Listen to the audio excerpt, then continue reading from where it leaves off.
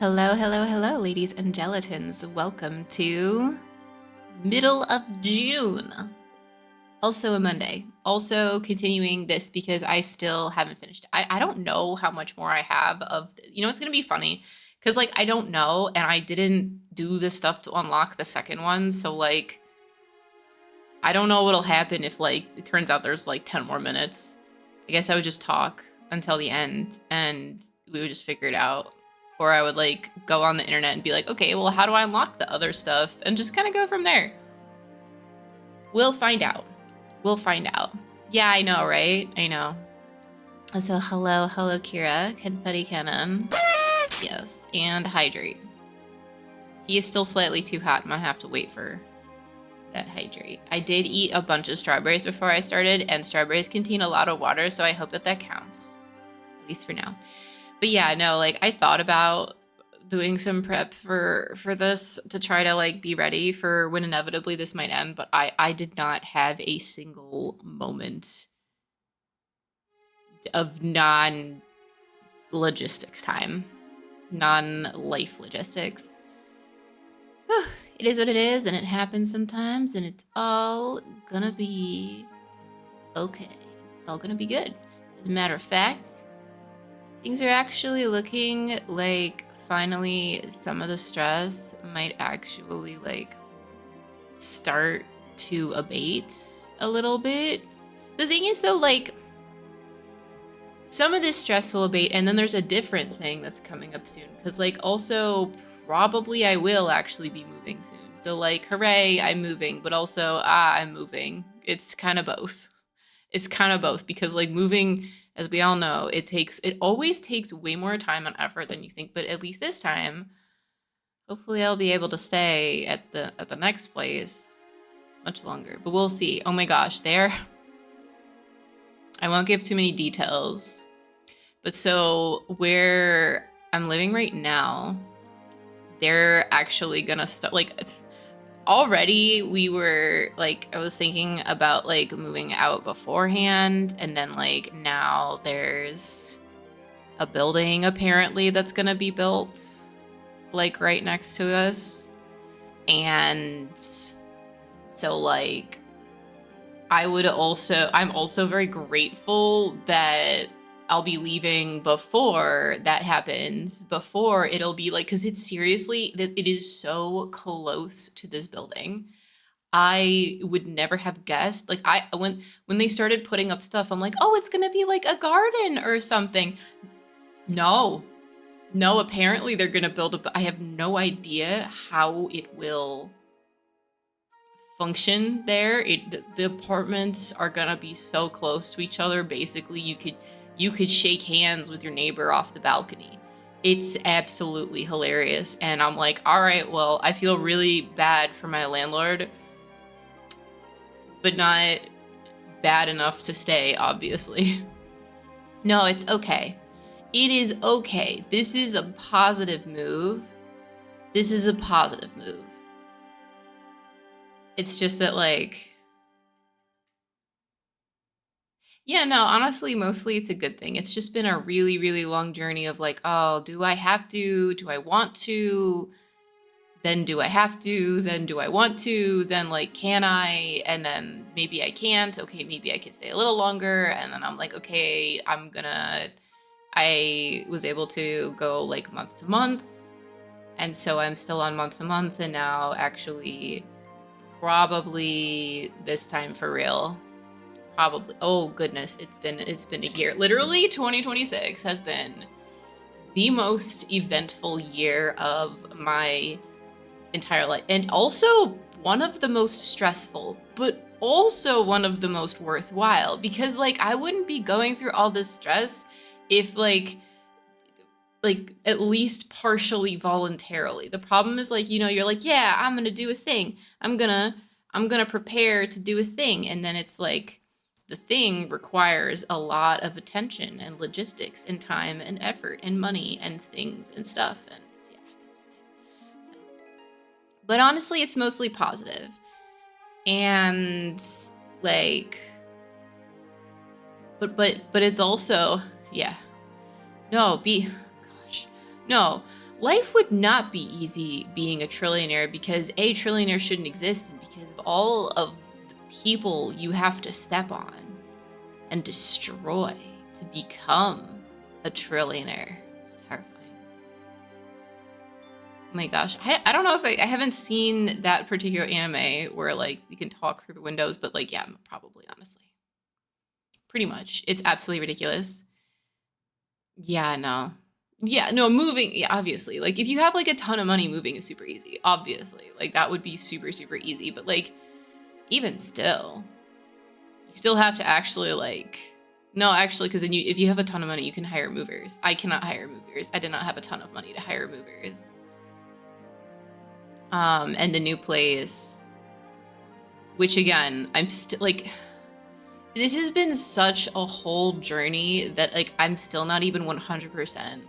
Like, I should be signing, like, a contract this week, but, like, anything can happen in the meantime. And I know, like, oh, well, but, like, you already have, like, an agreement. Yeah, but that doesn't matter. Like, I've been through enough things where, like, I was going to move to a place and then it got swiped, like, at least 2 times. And because I refuse to, but also can't afford to just raise my standards a ton. I refuse to lower my standards or up the amount of money I had to spend on housing, like, a ton. So, like, I had to keep just kind of being like, well, I guess that's what it is. Well, that sucks. Guess, you know, it is what it is. Happens. But then, yeah, so yeah, at this point, I'm just like, okay, we'll see if it actually happens, but it should. And I want to be excited. And sometimes, I don't know, I'm super weird. Like, sometimes I have these moments where I, like, actually feel the excitement and I let myself feel excited. And then, like,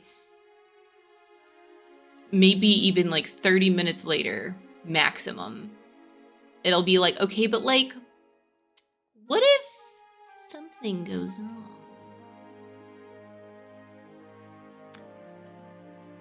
And then it can. And I can be surprised. Or it doesn't. But either way, I can't stop myself from thinking about it. Probably partially because the ADHD does not allow me to just, like, not. Probably just because, like, I have to. But I don't know. You know, I was thinking about this. I was actually chatting about this with some people, and also at one point with AI, just because I wanted them to help me look up some studies, because there's, like, this whole thing about, like, the power of thought, right? And it's all total bull, because, like, it is, but it also kind of isn't, because if you believe something can happen, you'll take the steps towards being more likely to make it happen. And if you don't believe something will happen, then you won't. But also you can do both simultaneously, because humans are capable of simultaneously believing and not believing in something, and doing and not doing things. And so, like, you have manifesting, which, like, if you believe in something enough, you'll make it happen. And some people really swear by that. And it's weird because, like, it's one of those things where the people who believe in manifesting, like, if you have even the tiniest shred of doubt at any point in time, they'll say that that's the reason why the manifesting didn't work. And obviously that makes it literally just magical thinking, and reminds me of some pieces of religion from my childhood. But it's interesting to think about, right? Because, like, what if it was possible to, like, actually manifest things by believing in it 100%? I don't know, because I've never been able to believe in something 100%. I have to work for things. And then there's also the other way around too. Like, if you don't believe in something, if you prepare for the worst, then you'll, like, you can make that come true because you're believing it's all going to go wrong. Even though it also technically lets you prepare for all of those potential worst case scenarios. So it's like, okay, but, like, what if What if you believe so hard that something's not going to happen that it doesn't? What if you believe so hard that something's going to happen that it does? What if any small portion of that is true and like can somehow affect the threads of the universe in some way? I don't know. It's not really true, but sometimes it sits in my head of like, well, what if so probably the best thing to do is to have a balance where you simultaneously believe and don't believe, so that way like it could go either way. You're just a Warhammer where it doesn't work. Yeah, I mean, you're right. There are some universes where that is true. I don't know a lot about Warhammer 40k, but I do know that people who are fans of it make some of the best memes out there, so that's all I can really say about this. I've heard some pretty hilarious things. There's definitely some really interesting like pseudo-religious propaganda stuff in that world that I find fascinating, and like because it's a fascinating, I guess, sort of inspired enough by reality that sometimes you're like, oh, that's kind of too close to true sometimes, or like, oh, the more you do this thing, the more you look like you're trying to be like these actual fantasy races. Yeah, the machine spirit offering to the computer, yes. Yeah. I mean, there's a lot of fan bases of like the more popular something gets, the more likely you are to find problems in the fan base, just because the bigger a fan base gets, the more extreme people you get in general, just because the larger group you have of people, the more likely you are to find people who are extreme anyways. That's just how that works. So unfortunately, that's not surprising to me. And generally, I don't judge fan bases by their worst. People, I try to judge by at least the average person. Oh yes. Ah, yes. The amazing digital circus. Yes. See, actually, like, here's the thing. Me having been on my particular bubble of the internet, I had no idea there was such a rabid fan base. I literally just, like, a friend of mine was like, hey, you should watch this. And I'm like, yeah, I'll give it a shot. Actually, Gold also was telling me to watch it at some point. And I was like, okay, I'll give it a shot. Like, you get two cool people you like telling you to watch something, you watch it at some point. So I watched it, I'm like, oh, this is neat. And I just kept watching it, and I kept up with it, and I went to the theater. I saw the final movie in the theaters, and I regret nothing. I had a really nice time. But yeah, I didn't know about all of the crazies because here's the thing, when I finish watching something, I like to go on the internet and read discourse about it. It's one of my favorite things to do, just to kind of get, like, because I like to process it. And it's one of the ways that I could process it is by like seeing some other people's opinions and seeing if there was some stuff that I missed and other things and aspects I can think about and other dots that I didn't connect. Or seeing people connect the same dots that I did is also very cool. I like that sort of thing. But the people had gone very, very crazy, apparently. I did not know until I started looking it up afterwards. So.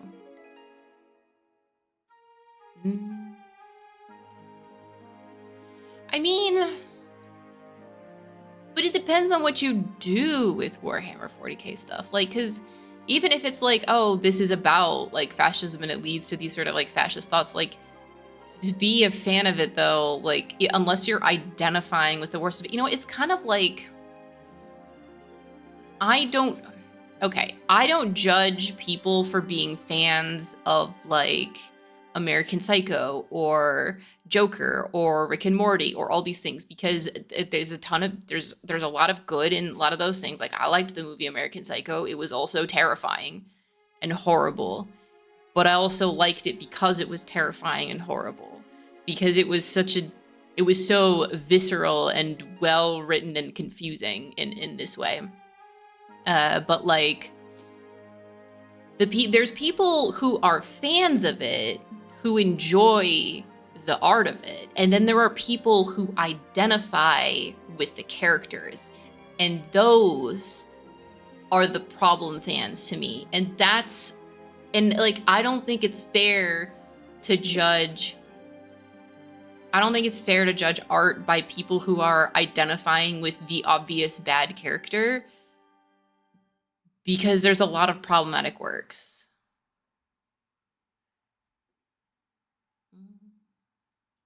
But yeah. I mean,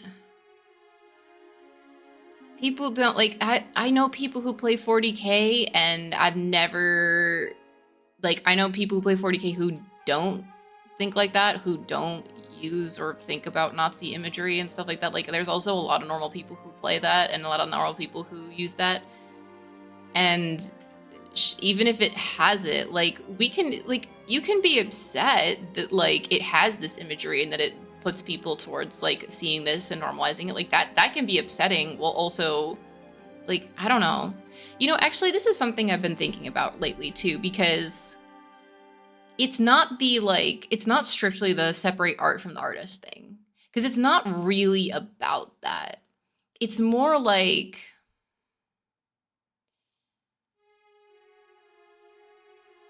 it's hard to be in a world where it feels like everything is walking on eggshells, and if something is problematic, it's bad to interact with it, which I actually read a post today on the internet talking about how, like, this person was talking about, like, okay, so they had a class and the professor was using, talking about like the students were calling things problematic.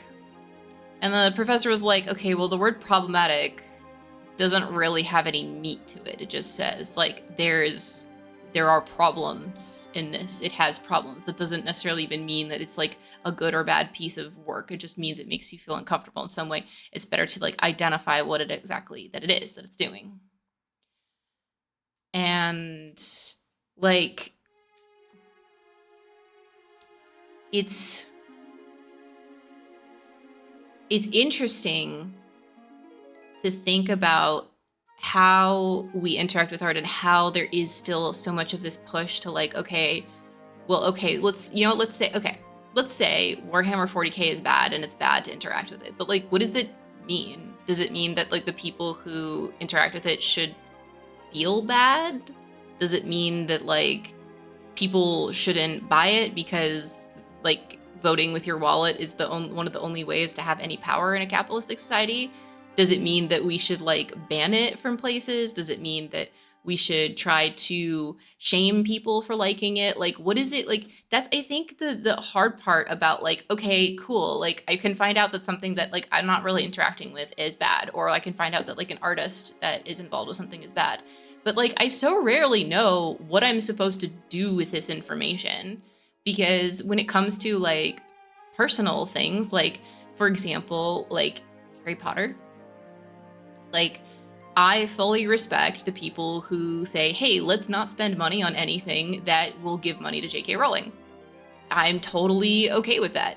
It's really easy for me to not spend money on things that will go to J.K. Rowling, so I can very easily do that.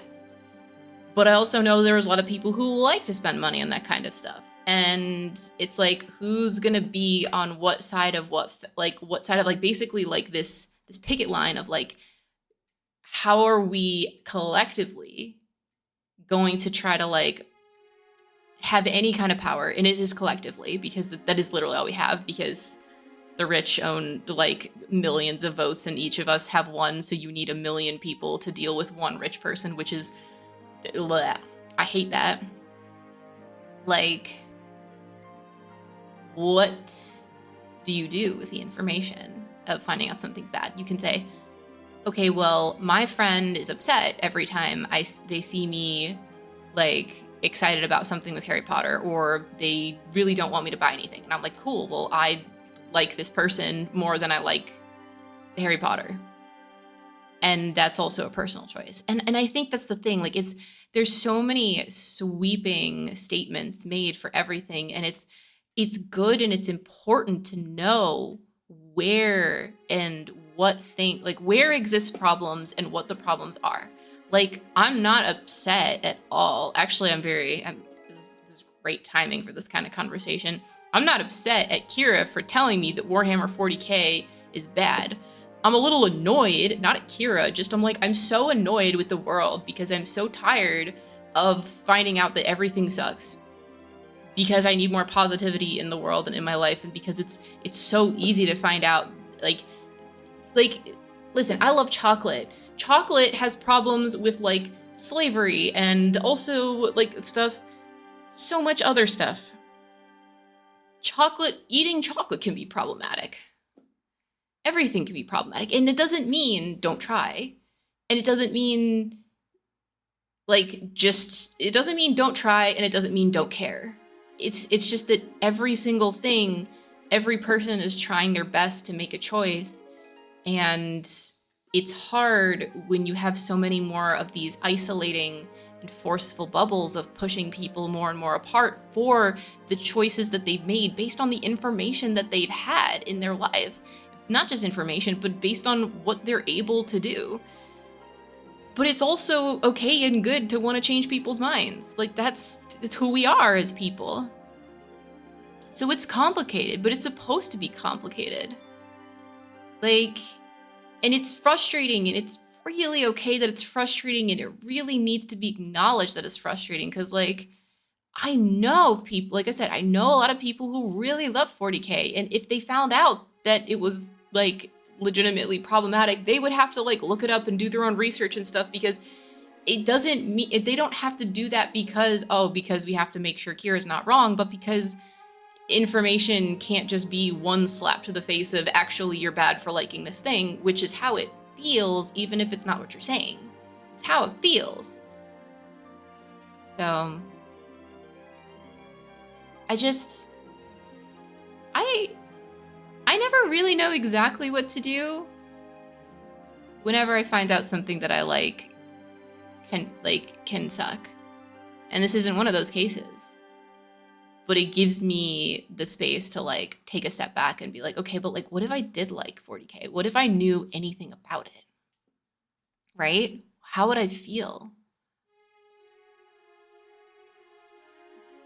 And that's also the thing. It's the same thing with, yeah, like what Alga was saying too, where it's like,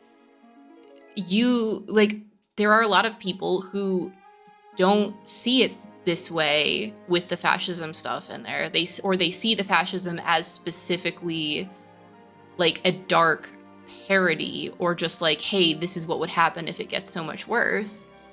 And if you don't take it, like, you can see it that way, because just because it's there doesn't mean everyone will see it. Not because they're ignorant, or sometimes because there are, but it's not necessarily bad to not know things. So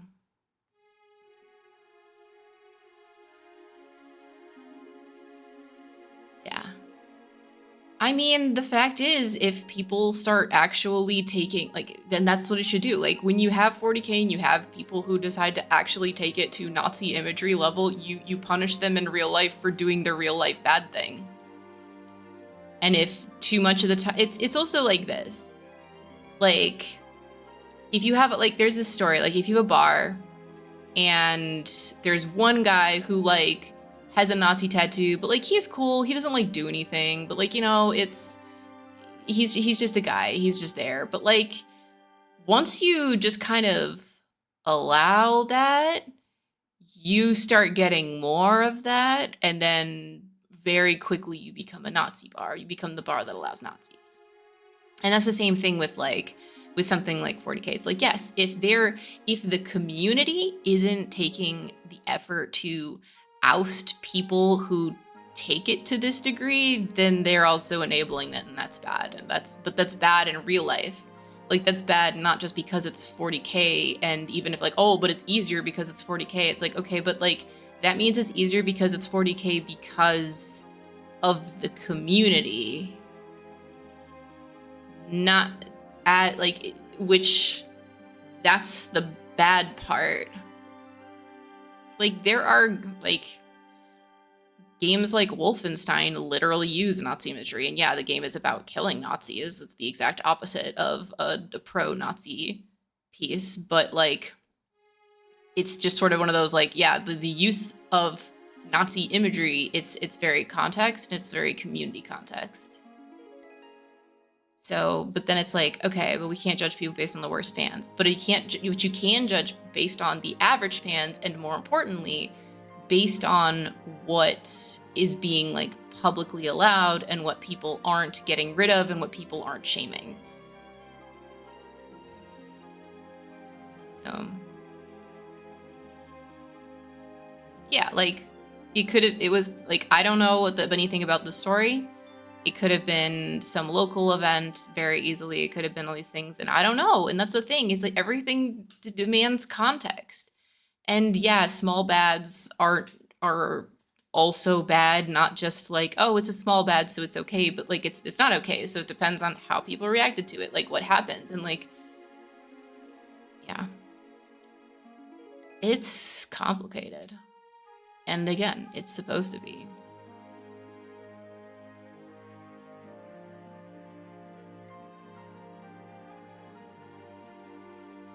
So, but the thing is that, like,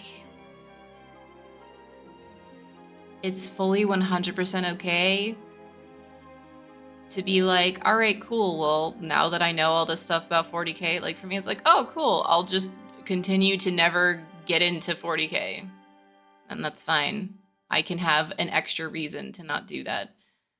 But it's important that when we inform people about the problematic stuff, we don't slap people in the face with, surprise, it's a bad thing and you're a bad person for liking it, and it makes bad people exist. Because, like, we need to have compassion for people, because fans are people too. Even fans of things that you don't like or things that are problematic, like, people can find things out on their own time and decide what to do with it. And I understand people, like with Harry Potter, again, I understand people who can't just let go and let it be bad, because to them it feels like it would ruin their entire childhood or like so much of who they are as a person. Because there's a lot of people, especially nowadays, I feel like it became more and more as like branding became stronger and stronger, and like the whole marketing strategy of films and stuff was more about building a brand and building recognition of this brand and then selling things based on the recognition of a brand versus like making original movies and ideas and stuff. It's more just like, hey, more in the same world, which, like, it's a thing. I wish it wasn't like the most thing, but like, as someone who, like, for example, I like Pokemon. I love Pokemon. I'll see things with Pokemon and I'll be interested. At least I'll be like curious of like, is this random Pokemon app, like Pokemon Sleep or whatever, I'm like, well, maybe it's interesting. And I downloaded it and I tried it for one night and I'm like, this doesn't make any sense for me. I'm uninstalling it. But I gave it a try because it was Pokemon. Because we do that and it's okay. I mean, man, kids will do it for like a color. Kids will be like, I like this thing because it's the color red. And I like red.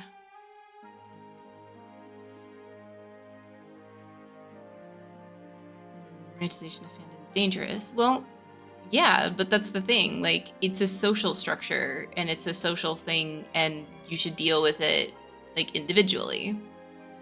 But like, deal with it. I also see, like, also for fandoms, and like, let's okay, problematic fandoms. Religion to me is very, very similar to a problematic fandom, and I think in so many ways that like brands are basically very similar to like modern gods in a lot of ways, modern religions.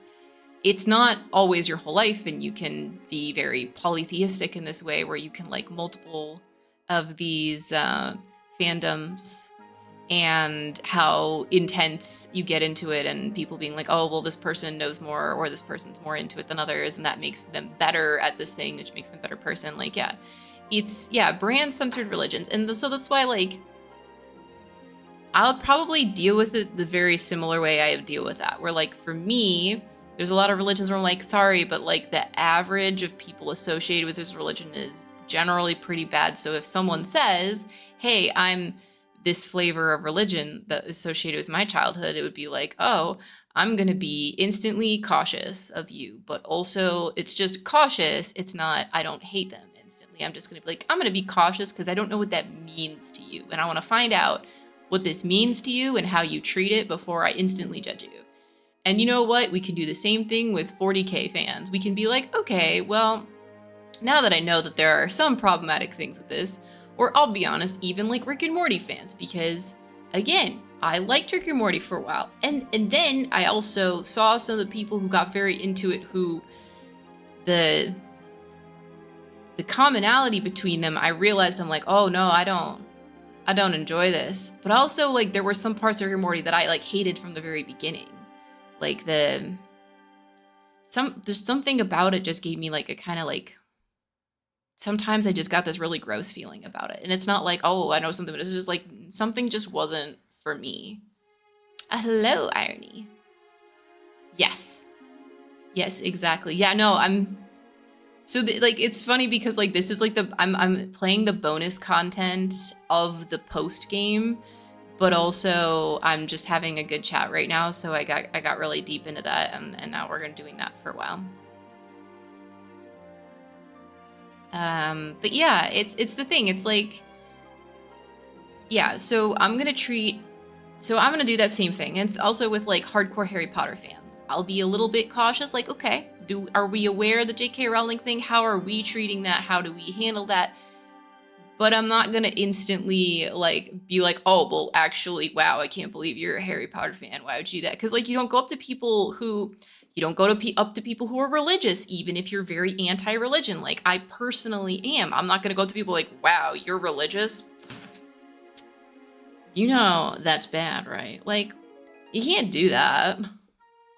Exactly. Like I grew up with Harry Potter too. I have great memories of it, and I still will. Like I literally have, and I bought recently a used Polish version of the book because I needed to hit a certain threshold to get free shipping from Allegro. So I was like, well, you know what, whatever. Because at this point, it's been through so many hands. Like that's, first of all, none of that money is going to J.K. Rowling at this point. So whatever. And second of all, I do like to have physical books sometimes, and it feels very naughty for me to buy any kind of physical book though, because they are heavy and they take up a lot of space. So I try to be very careful with it. But I had a beautiful experience with that. And the thing is about Harry Potter is it's not the best magical world ever written, but it was the one that you could, like, because there was so many people into it, you could like actually connect with other people over it, and you could imagine certain parts of the world, like certain parts of it, like the magical academy thing, that hadn't been popularized until Harry Potter. Hello, Ripsticks. Doing actually pretty good. Yeah, no, Pratchett, just so much better. So much better. Hard agree. Like there's a lot of way better written stories, but it's also the fact that like that's not how everyone starts, and that's okay. Yeah, also, yes, I should definitely read Pratchett in Polish. I think I have one of those books somewhere. Probably. Here's the thing, like I was supposed to buy like a shelf here to put books in, and I like never got around to it because I was at first I'm like, well, I don't have any money, so I'll wait till I have some more money. Oh, I'm gonna wait till I can like find one on like a good sale, and it has to be like perfect. And then it's like, oh, well, maybe now I'll like move soon. And then a bunch of stuff happened and I didn't move for a lot longer than I thought. But then at that point, it still made no sense. Well, no, now it doesn't make sense because now I'm moving. So I don't need that shelf. I'm going to need a different shelf. So now I have to wait again, but it's fine. But I do need a shelf to have books because right now, all of my books are literally in a closet. Like they're very nicely placed in a closet, but they are in a closet where they can't do anything. So I forget they exist, and I cannot really get them without literally a stepladder and moving 1,000 other things, so it's a lot. But I would love to have a proper bookshelf, and I'd love to set up all the books and actually be able to see them with my eyes and to be able to look at them. So, but yeah. No, actually, I think I'm going to take that with me. Like, I think it's something that, like, through talking about this, I'm going to take the whole, like, I'm going to treat problematic, potentially even problematic fandoms the same way that I treat religion and people who are religious. Like, that's not a diss. It's just like, I think I think maybe that'll finally give me like some way to approach it, that at least I already have some kind of like concepts for it.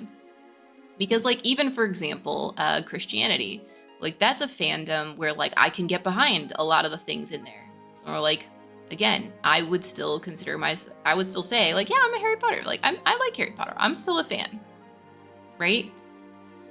But I'm not hardcore, obviously, not even close. Like literally not even a little bit close. And like Christianity, I'm super down with we feed the poor. I'm super down with like turn the other cheek and what if we were nice to people and like overthrow the Pharisees and the church maybe shouldn't be trying to like make a bunch of money. Like I'm super down with those things. And then I'm super not down with other parts of it. And there's a lot of problematic things in the Christian Bible, as is known. So it's people attached to it. I wonder if it's a similar reason, because I think a lot of the reason people attach to religion is also because of the community of it. And that especially was the case like even some decades ago. And that's also like one of the few ways to feel even remotely kind of involved in a community is to get involved with the fandom. People do like their tribes. They like making tribes. They like having people collect them at this point. And but some people get like really into one and they make that like their whole identity. And that's okay. We do need humans like that. We do need people like in every flavor of person needs to exist, for better or worse. They all need to exist.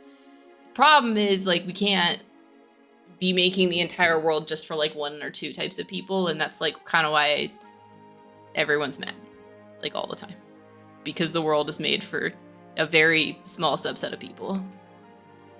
See, the thing is, unfortunately, yeah, I also agree that I don't think I think some kind of people probably shouldn't exist either, but the universe has to try everything at least once. I just wish some things it only tried once and then never again.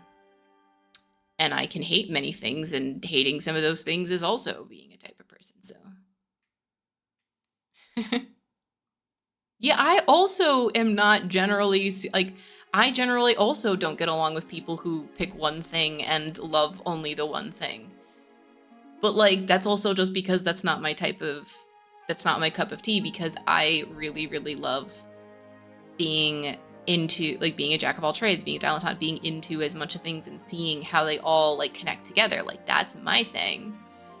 But some people really get something out of it, and I'll never understand what it is, but that's also kind of cool, because it means that there are people who understand the world in a so fundamentally completely different way than I do, that like that means that humanity is discovering, like, as a collective, so much more than I could ever possibly imagine.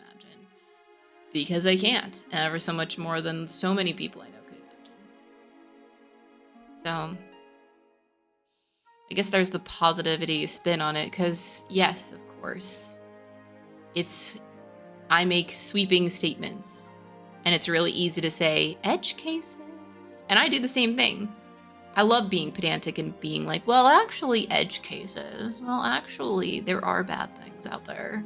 There are bad types of things that things can be, and I can agree with that.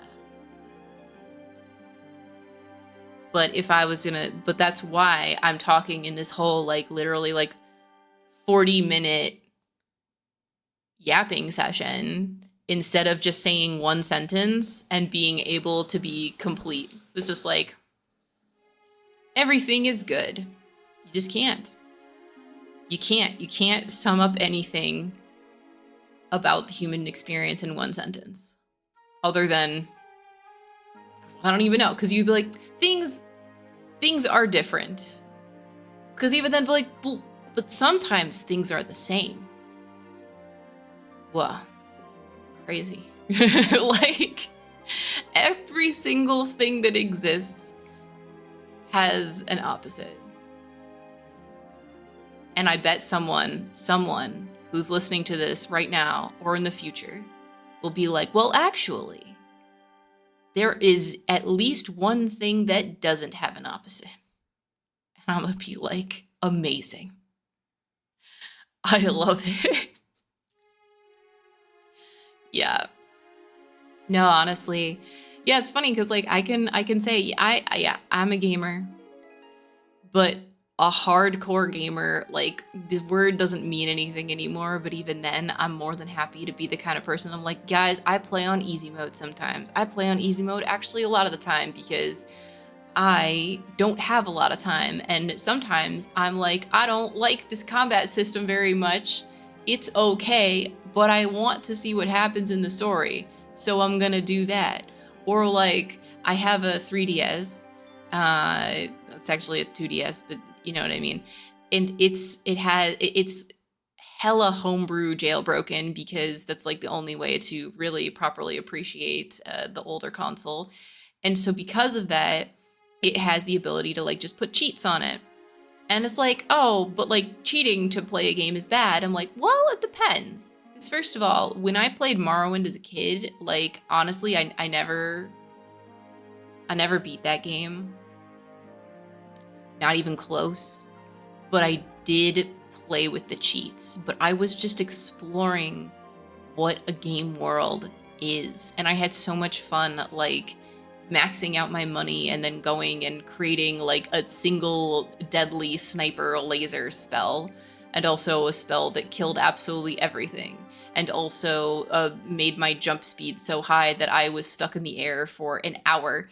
Or like you can do like you could do so much with that you could explore and learn in this just such a weird way. It's fine and it's fun. And I'm playing, I'm playing Xenoblade right now on the 3DS. I know it's better on the Switch, but it's also, it also was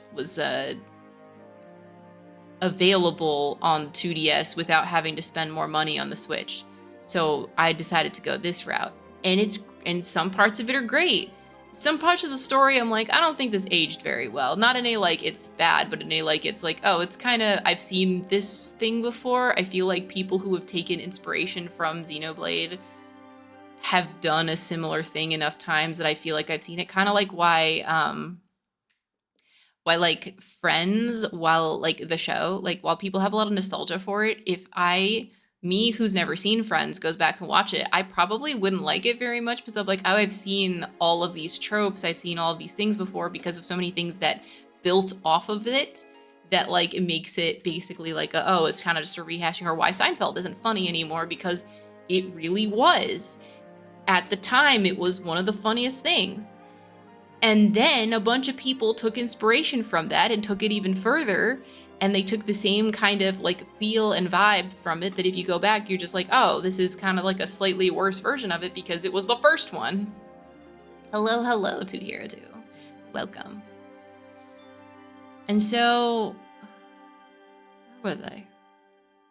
How did I get to Seinfeld? Oh my God. This has been 45-minute yapping.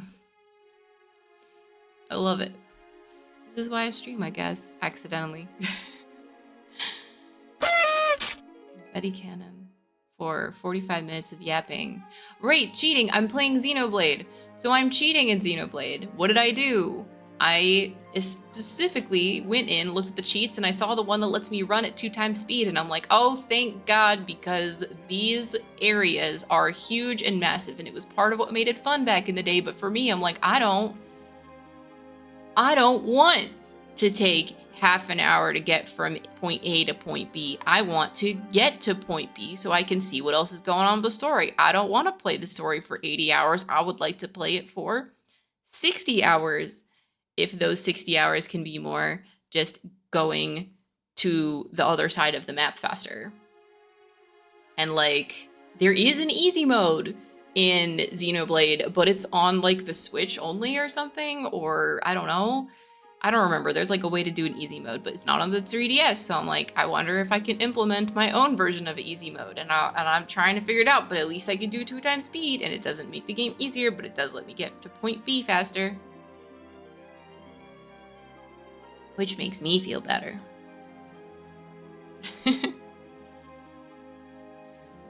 Thank you for the stretch and for everything. Okay, I think I've yapped enough for now.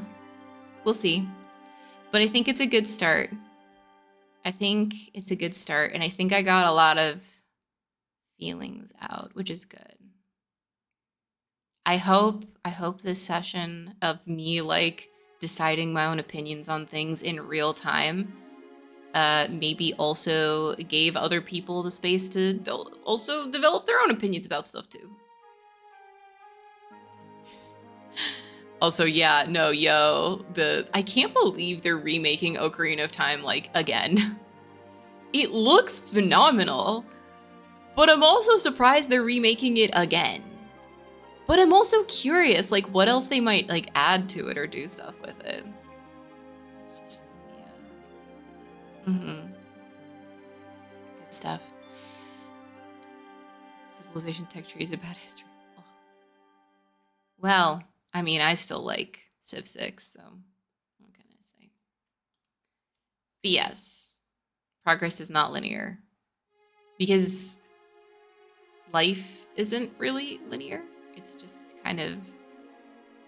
like, sometimes people gain more experiences, but all it gives them is more experiences, not necessarily useful ones. Everything can be useful, but it depends if you use it and if you have the opportunity to. There's also like this thing of like, if you make people suffer, all they gain is suffering. Like we have this thing like, oh, you learn from the suffering. Well, you can learn from the suffering, but for the most part, people just suffer. They don't become better people because they suffered. They just have suffered. They have the opportunity to become better people, but they could have become better people without the suffering too. The suffering was not necessary.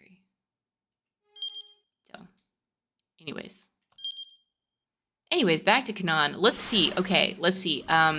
Bets on, like, what if actually I only have, like, 10 minutes left of this, and it's gonna be really funny. If I, like, continue this story, like, okay, cool, we've done this, continued, and it's gonna be, like, 10 more minutes, and that's, like, it. There probably isn't anyone around with the patience to train a complete novice. Wasn't qualified, but it wound up sticking with you. Perhaps because something fascinated him about this new responsibility, he took on the task. To say that the girl wasn't soldier material would have been an understatement. On a scale of 1 to 10, she was less than a 0. Her personality was an issue. She was whimsical, unable to keep her emotions in check, and incapable of working as part of a cohesive unit. Her general knowledge and awareness of local customs were also sadly lacking. She could read and write, but there was something fundamentally broken about how she processed information. Oh yes, rehashing will always be back on the menu because that's the thing. The more money people have to invest into things, the more and more companies are, like, this is why indie games are basically where all of the innovation is at this point, is because when you have to put in millions and millions and you require to make a profit of millions and millions to be able to, feed all of your employees, but also satisfy your stakeholders, et cetera, et cetera, et cetera, you don't want to take risks. Risks are bad. Risks are gambling. And so why make something new when you can make the same thing again that you know people will buy because they like it? Especially because, like Nintendo, for example, guess what? They're making Pokemon again. That is how Pokemon works. There will be more Pokemon. Will I buy it? Most definitely. Most definitely, I will be getting Wind or Waves. We'll see how I feel based on whatever the differences are between them. And it's going to be Pokemon. Again. But I'm okay with that. Because also sometimes it's okay to like the same thing, but slightly different. And it's okay that we do that, and it's okay that Nintendo does that, because Nintendo says, hey, I'm going to use this thing and I'm going to make it better. And, there's a lot of controversy about how Nintendo's treating this stuff, and mostly how like Game Freak does not have enough employees and they're working their employees way too hard. And it's part of the reason like none of them really have like 3D experience, and there's a lot of stuff in there with the graphics and whatever, but okay, whatever. But still, there are people who are pouring their heart and soul into making an also amazing experience with Pokemon, and you can do that. You can take something that is part of something that people love, and you can keep making it amazing. You can make another amazing version of the thing. Look at Mega Man Battle Network. That game only got better. Okay, but like, not exactly like, it wasn't like, you know, every one was better than the next one, but I will say like 2 was better than 1, and 3 is my second favorite of all time, which actually 6 did beat it just a little bit. 6 was phenomenal, 10 out of 10, loved it, perfect. 5 was different, they took some risks. It was interesting, it was fun, and I still like it, but it wasn't my favorite. The same thing with 4, they took some risks. The graphics I didn't like as much, but it was interesting, I still liked it. Like, same thing with Pokemon. That's how I feel. And yes, Gandhi becoming really into nukes is also very funny. Bye to Hero 2, thanks so much for stopping by though, it means a lot to me. It's super important that you live your best life. And I just enjoy that I get to be a part of it, even for a very brief period of time. Is it really champion? Yes. People narratives, yes. There's, yeah, essentialism and colonialism and all these other things. And yeah, no, like Civ, it is technically, yeah, Civ technically empowers a lot of really problematic ideas. But I'm not gonna take that literally and think, maybe actually it's good to have one benevolent good leader who does the stuff for everyone. But like when I play the game, when I'm playing Civ, I'm like, okay, y'all are stupid. Y'all need to do exactly what I tell you to do, because that is how Civ works. Doesn't mean I'm gonna extrapolate that to life or how anyone thinks about stuff. I think we need to give, like, yeah, there are a lot of people who will take things and they'll extrapolate it, and they'll continue to take those things, and they'll use these opportunities to have their bubbles and reinforce their own knowledge. But it's the people who like kind of already wanted to be that person anyways. The person who plays Civ and starts believing that like, oh, actually what we need is one big great leader to tell us what to do. Those people probably were gonna believe that anyways, and Civ has nothing to do with it. I play Civ and I can feel like great big, I guess technically, fascist leader because it's a game. And yes, I pick all the choices because it's a game. Like, I don't think it's as efficient. Like, it just reminds me the same thing of like, it reminds me of the exact same arguments of people saying like, people who play a lot of shooter games are gonna go out and wanna shoot people. But like, I think it's kind of more the other way around. People who like shooting a lot will also like shooters a lot. I mean, listen, I have a lot of opinions about people who are super into League of Legends. And most of those opinions are you okay? Because, like, there's a lot of toxicity in that game. And it's similar when people are, like, super into, like, Call of Duty or whatever. I'm like, hey, are you cool? All right. But like, everyone is a unique person. I think we really need to, like... I know it's important to spread ideas, and I know propaganda is a thing, and I know all that stuff is too, but I think that, like, I think if you give too much credit to, like, how these things work and, like, how things can be transferred, I think it gives it so much more power that it gives also this, like, external locus of control, and we're just telling people how they're having, like... I don't think people like being told how they're experiencing a thing. I think that's what it feels like. I think it's like it feels like someone saying is like, you don't see me, you don't understand me, you don't actually know what I'm getting from this or how this happens, right? Yeah, for someone who doesn't have strong opinions, but like, people who don't have strong opinions are also probably gonna get those opinions again from somewhere else. Like, yeah, we should give people who haven't formed strong opinion, like, this is why children shouldn't play Call of Duty. Children also probably shouldn't play Civ, but mostly because they won't understand it. Like, we should expose people to as much stuff as possible, but also tell them all the things that they can learn about it and all the things that can happen from it. But like, not literally everything. Like, there's obviously, yes, exactly what Algo said. Like, there is a happy medium there, and like, I don't know. I don't think, like, maybe we could find a couple of people who literally, because of Civ, they started to think in this way, but I think most people in the world don't play Civ that much that's gonna have a bigger effect on them. It's kind of like, you know, it's also like, yeah, bad, like, okay, people who have like traumatic childhoods and bad parents and all that stuff, like, they're gonna have a hard time with life. Like, that's just facts. But it doesn't define who they are as a person from fully A to B. Like, there's a lot of other things that's going to happen to people in their life besides their parents. Yet, is it going to affect them for the rest of their lives also, at least in some small way? Yes, it will. But I think for a lot of things like games, like, those impacts are generally not as big as so many other things in life. It's... Yes, no. Like, I'll agree. Like, if we get to a critical mass of things, like we were talking the other time about like American superhero movies, right?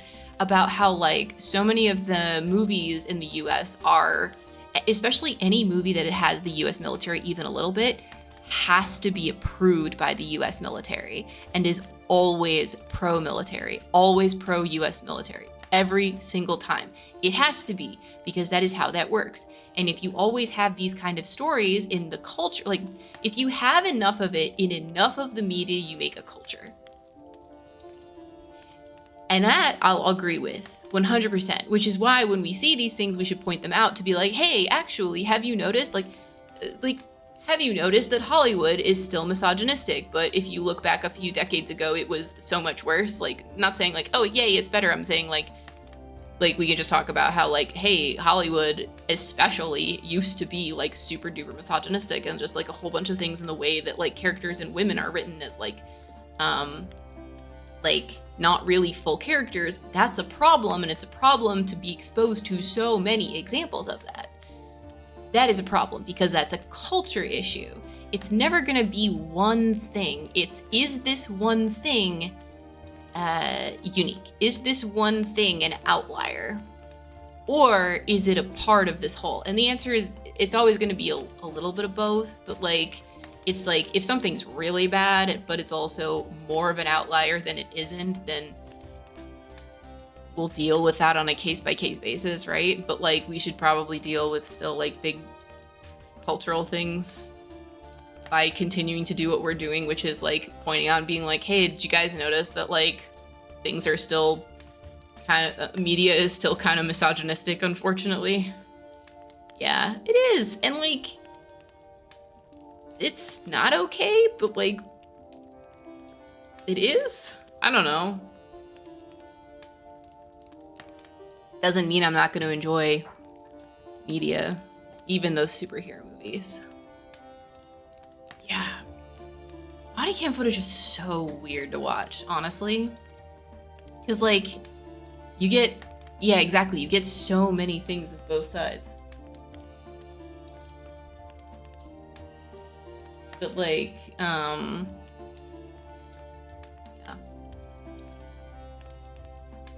I mean, I don't go out of my way to watch the superhero movies right now, but I still like them, and I still have great memories from them. I still love superpowers and stuff, but, like, I'm mostly interested in ones that are breaking the mold versus ones that are doing the same thing again. So. Anyways, continue. She called the sun blue. At first, Sam figured that she'd simply been taught the word blue to refer to what most people acknowledge as yellow. It wasn't long before he was disabused of this notion. The girl wasn't wrong, everyone else was. The things she said weren't untrue from her perspective. To her, the sun did look blue. She was still able to distinguish the color yellow from the color blue the same as anyone else, but she had a very peculiar condition, very rare but known to humankind for centuries. Synesthesia. She was just like us, except in how she perceived the world. Words would come to her as shapes, sounds as smells, moods as colors. It had isolated her within her own village and thereby saved her life. That isolation was also why she had no initial aptitude for soldiering. She struggled to work within an organization as those around her struggled to understand how she operated in a group environment. Yes, we did. Last month on stream, we talked about the synesthesia. Last year, no, not that long yet. He had no doubt she was the only soldier he'd ever trained who could make eye contact with another person and instantly understand where they fell short and what she could do to make up for it. Running her in a standard squad was almost impossibly difficult. Sam soon found that he often needed to give his new novice his undivided attention. He's still afraid of guns? In terms of trained reactions and physical skills, there was nothing more that he could do to teach her.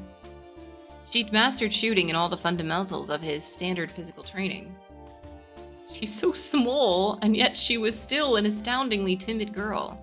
Afraid of the battlefield, afraid of guns, afraid of the trigger. She even seemed afraid of loading a magazine. Every day, Sam found himself thinking she wasn't cut out for this. But every day, she threw herself back into the training, facing all the things she feared. Being afraid of guns is a healthy thing, yes. Revenge, he began to suspect. No doubt she wanted the ability to fight so that she could strike back at the nameless bunch who had taken her village and her family away from her. She wants to be like me, Sam thought. She wanted to kill. No, she wanted the strength to be able to kill and then immediately put that killing behind her. You don't have to be afraid of guns, you know. You fear death because you've known safety. Leave the fear behind. You need to conquer your past, but you also can't forget that safety does exist in this world. She was still a respectable human being, not a soldier. He and she were cut from different cloth. Realizing that made him wonder if there were anything he could do, anything he could truly teach her. Sharpshooting is all about fundamentals, he said. Fire only at targets within range. Fire from cover, fire first. That's it. Easy to remember, but hard to pull off. Make it your own. Oh, and one other thing. If you do get into a gunfight, make sure the other guy never gets back up again. She wanted it, that much was clear. And while she might never make much of a rank-and-file soldier, there were better things for her to do than learn regulations and squad tactics. She could survive best on her own. Away from the conventional battlefield, she began to achieve startling results on extreme solo missions. The more skilled her opponent, the more she rose to the challenge. She was a natural-born duelist. No, that wasn't quite right. The girl was an assassin.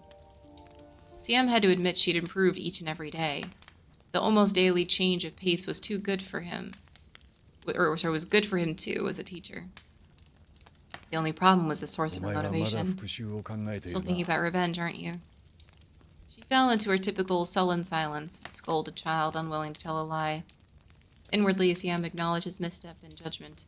She might have the makings of a perfect assassin, but the assassin's life would never be a good fit for her.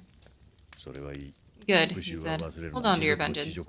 Repay the insult to your people. But don't stop there. You're capable of much, much more. Don't become a machine, stuck repeating the same motions. Take the easy way out. Give yourself over to hatred and you'll die inside. Maybe there were no more physical skills to teach her, but he still needed to give this girl the mental training a warrior required to survive. Remember this, Kanan. Hatred for its own sake is meaningless. If your hatred isn't tempered by a sense of duty, you will be lost. That lesson, more of an admonishment, was the one thing he'd held on to in the wake of his own disillusionment. His heart bore scars that would never heal. Revenge was a prize without reward, claiming it would break you if your heart was made of anything less than steel. And so he told her to harden her heart into something that could not be broken. He only hoped it was enough. Even steel wore away over time, bit by bit. I mean, honestly, yes, kids should be taught especially to be afraid of things first before they can start to handle it. Like, even I, but then certain parts of the fear remain. Like, I'm still, in some ways, afraid of the oven. I'm terrified to touch the oven, as I should be. If the oven is on, it should not be touched.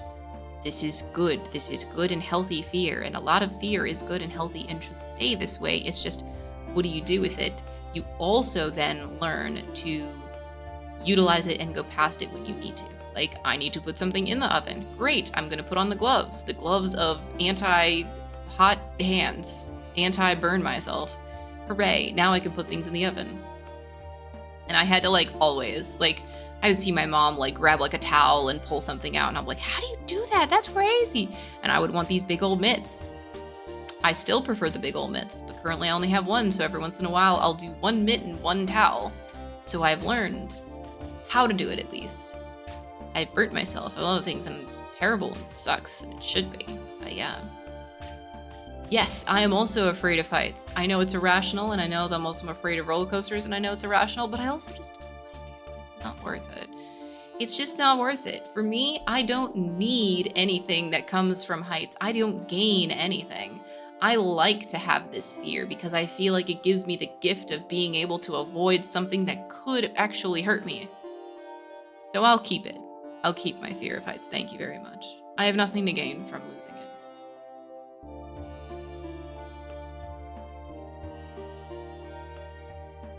So yes. A year had passed since then, a year that felt like a day. Now one thing in particular rose in his mind. Before this job, for perhaps the first time ever, Kanan had asked him for something. She wanted a tattoo just like his. He'd had no choice but to agree. There'd still been one day to go before the job, so they'd gotten it done on location before boarding the train. A tattoo, a snake, represented bad luck and loneliness to the locals. She didn't care. She saw it in it a kindred spirit, a creature driven by the same nothingness that fueled herself in Siam, a timid girl in the black snake. Yes, a great advisor and a bad leader. Absolutely. It should not control your whole life. Terrible. Terrible thing when it does.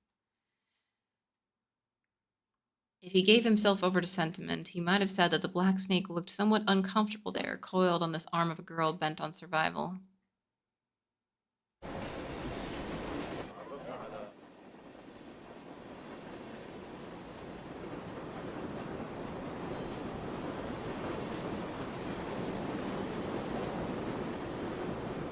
Kanan and Sadaka slithered silently along the other side of the train, suspended just above the ties hurtling past beneath them. The slightest mistake in whoever made it would be instantly reduced to an unrecognizable smear of meat. Hey, Sadaka hissed. Pick up the pace. She was taking point. Kanan silently complied. She concealed her foul mood, but not so well that Sadaka couldn't see it. Clearly she didn't like their chosen route. Would you have preferred the roof? Sadaka asked. Kanan rolled her eyes. The roof, it's death, but you did lie. This is no circus. Sadaka let out an appreciative chuckle. Had the little princess been inspecting something more elegant means of reaching your target?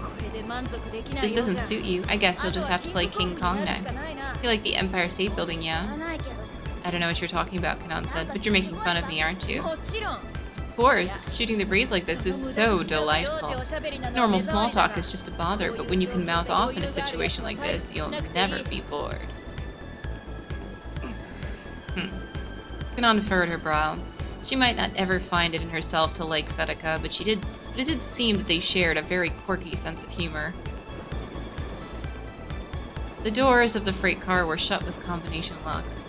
Seemed like an outdated technology for protecting the classified material the car was carrying. Evidently, the enemy had been forced to make use of what they had available. Sadaka quickly punched in a numerical sequence and the lock opened. She'd acquired the code sequence before arriving on the train, due diligence for a codebreaker.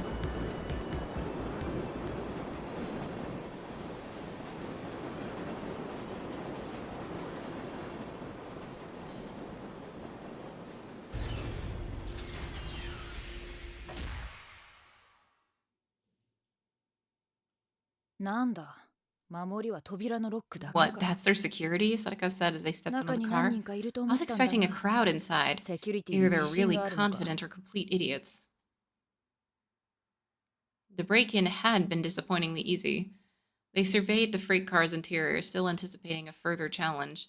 The space was divided into two compartments. One was sealed and held the item which they were after, and the other, which they now stood, housed a console room for managing the first. 監視窓から確認できるな。目的はあれだ。物自体は小さい。Can you see it through the observation window, Sadako said? And that's what we're after in that case there. The object itself is small. It was made at Fort Detrick. Apparently, Mossad struck a secret deal with the U.S. Biological Warfare Experimentation Unit deployed in Iraq and got them to hand it over to the Israelis. Fort Detrick, a United States Army installation in Frederick, Maryland. The 5 square kilometer grounds are dotted with various biological and medical research and development facilities. The name is sometimes used to refer specifically to the U.S. Army Medical Research Institution of Infectious Diseases, USA MRIRD, a key institution in the U.S. efforts to protect against naturally occurring microbes and diseases as well as biological weapons. Based on what I was told, it'll be something the size of a briefcase. Get unused, so we just bust the door down and smash open the case. I was advised not to break anything. So we go in like we belong here, open the case, and get out before anyone's the wiser. You just sit tight. Your part of the job assumed there'd be guards. Rest is my area of expertise. You can work that console? Brought my own, but what a mess. I scowled at the slapdash array of electronics. Talk about a headache. Look at all those exposed cables. This is someone's idea of a joke. I was looking forward to a challenge, but this is a low-budget internet cafe level. Yes, no, fear, anxiety, dread are very different things, very different beasts. Al Ghul, you almost walked into a cougar once. Oh, yes, absolutely. Oh my goodness. Yeah, no, that would be a super freaky thing. Yeah, no, absolutely. Like, that's terrifying. And definitely, I know that moment when you just have this, like, bad feeling inside you and, like, it doesn't feel good and it doesn't feel right. And it's important to listen to that one, that's for sure. The maybe shark story. Oh, yeah, definitely. I remember this one. Yeah, no. Nope. No, the ocean is to be feared in a good way. It is also gives us so much life, but it is mostly to be feared. The ocean giveth, the ocean taketh away. The security here was laughable, even considering how much of a rush the enemy had been to arrange this weapon transfer. Looked like she'd need to do a little more than input the password the Sheik had given her into the terminal. Like they're not worried at all about counterintelligence. Are the Israelis seriously this lax? You know, Israel IT engineers are supposed to be better than this. How could this level of idiot strike a deal with the US military? Or are both sides this dim-witted? Yes. Come now, you like the Pentium M, don't you? A CPU released by the Intel Corporation, originally developed in Israel. Its design focused on power conservation for use in laptop computers, its compact size and brand appeal making it popular in many countries, including Japan. I mean, listen, under the train, not so much, but still. How could I not? Israeli engineers are the coolest. Cont frowned. She might be loath to admit it, but their opinions were very similar.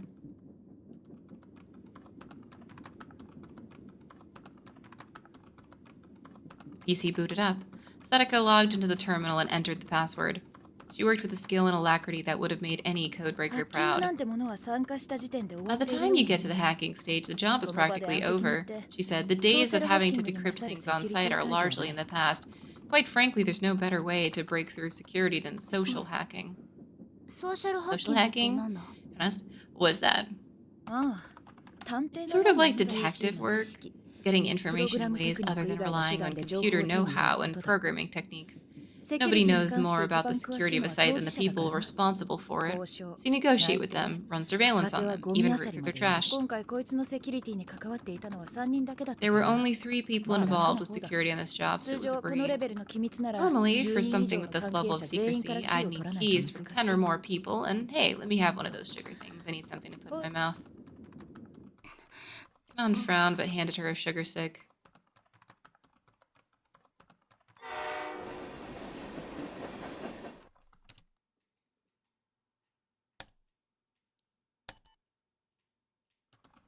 Then why do they call you a code breaker? Aren't you basically an on-site troubleshooter like me? What are you talking about, 私が言ってい Sugust? るのは My point is 単に simply 人 that 間の people 方 are がハックしや easier す to いって hack. 話 She だ。 continued, working at the keyboard as そ she りゃ spoke. 答えそのものを手 Ideally, に入 that'd れ be るの how が you 理 get 想だが all ま of ず what あ you りえない。 need, but that's not doable in それ practice. にソーシャル Besides, ハッキングも social 数値を埋 hacking め is る all 行 about 為だ plugging ぞ。 in numbers too. 調べ上 You're げた just 感 wasting 情 your や time 性格、 researching 経 someone's 歴を数 emotions, 値化しない personality, と and history 解 if は you 得られ don't ない。 find a way to turn the results into numerical そ form. の後、手 When に you're 入れた情 done, 報 you を整 arrange 理 the し、 info you've ゴールに gotten, and 基 the づい way て to パスコードを derive, say, a 導き password 出す。 becomes self-evident. She'd unlocked the third layer of security as she spoke. There was the access password, an infrared scanner lock, and a lock linked up to the wheels of the train that prevented the compartment door from being opened while the train was in motion. よし、終わりだ。 Alright, こい that's つはま done. だ試作品 See, だ the から thing we're な。 after is still a 一研究 prototype, 員 so の I 個 can 人 log 名を in 読んで under いいん one だ of the けど、あと researchers' は研 names. 究リーダーのアカ Then ウ I ント can use で the research 管理 lead's 者権 account 限 to を。 give me admin rights and... 何？ What the? どうしたの？ Something the matter? パスコー Honest. ドが変えられて They いる。 changed the passcode. お手 I 上げ tried だ。 the 3 highest priority ones I 優先順位 had, が but 高 none い of の them は。 worked. What does this mean here? じゃあ、 1 こ hour の1時間 remaining? 後っていうのは1 Honest? 時間。 Means パスコード passcode 入力 input が has 拒 been 否され locked て、 out for another 持っ hour. た手持ちのコード Even に if 正 any of 解 the があ other るとして passwords も、 I have are 入 valid, the 力そ system のも won't の let が me enter them anymore. They were running out of time. Already 15 minutes had passed since they'd begun the operation. Allowing for 5 minutes to get back to CM's car, they only had 10 or more minutes left to work. They up and changed the codes before loading, damn it. Should have known they'd mess their update schedule along with everything else. Classic. 珍しく感情的だね。 Is there anything else we can try? そうだな。 Maybe. Since we can't get access to the passcode, we could try sending the unlock sequence directly to the lock itself. No, that's impossible. The sequence itself is encrypted and stored in a program. There's no way for us to get to it. それ、プログラム自体は開けられる？ Oh, Veronica. Yep. Mm-hmm. Entire season 4 in a movie to ignore. Oh boy.